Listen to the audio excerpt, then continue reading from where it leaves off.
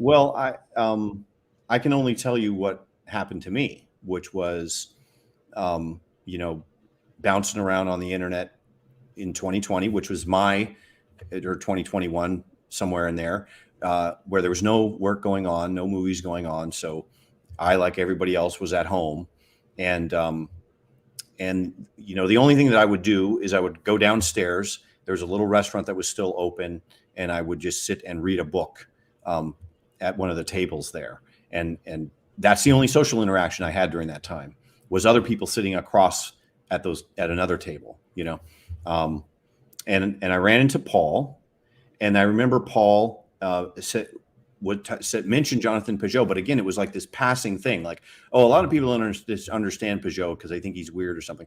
And I went, wait, who? And I'm like rewinding it and like trying to figure out who it was. I didn't know how to spell it or whatever. And then finally I found Jonathan Pageau's channel. And again, like, I'm a late comer to all this. This was probably 2021. And so then I would run to the water tower and back, which is about a mile away from here, once a day. And so I would just listen to one of his videos every time I ran to the water tower and back. Mm-hmm. And then, I discovered Matthew Pageau's book on the language of creation. And I just thought, oh my God, like, this is so groundbreaking to me in terms of what I've been trying to figure out for years, which is the nature of narrative and story and art.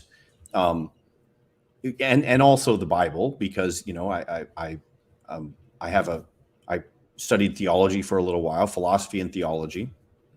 And I thought this approach is like so helpful to me, not only to tell my own stories, let's say, but also to understand the stories of the world and to understand how cultural phenomenons happen, and to put it like a perspective on it that makes it so that it's less likely for you to just click into the party line of whatever happens next, like less likely for you to turn into a parrot, like there's a game that people would play at this little restaurant that I would go down, and the game was, I'm going to say something about what the politics are of right now based on, let's say, NPR or MSNBC. And you're going to either take the other side, you're going to be Fox, and I'm going to be in, and now we're going to play a game, right? And so so first I put out a test and I say, okay, here's the talking point, and you're going to either identify yourself as an ally or an enemy, okay? And then we'll square off. And if we're allies, that means we're just going to dish on the other side together. And if we're enemies, that means we're going to fight, right? And that's the game, And I just thought, well, that's a terrible game. That doesn't help anything, And so, so I think Matthew and Jonathan, sort of like coming from this outside perspective of being in the woods and being in the Middle Ages or something like that, was able to, for me, kind of like shed light on the game in a way and make me realize that you don't have to play that game. If it's a maladaptive game, you don't have to play it. You can play a different game. And so how do you do that? How do you play a different game? Like when you run into somebody and they put the chessboard out and they make the first move, how can you like basically say, I'm not playing that game, and play something else, and symbolism and narrative and art is a perfect game to play. That's way better.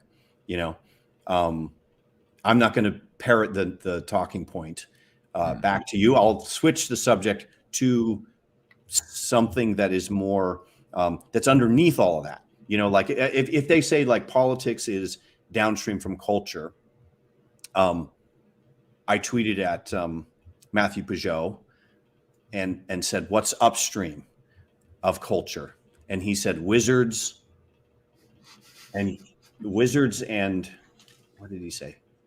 Wizards and gurus, I think, maybe. I have a big affection for that man. I've just based on his tweets. Yeah.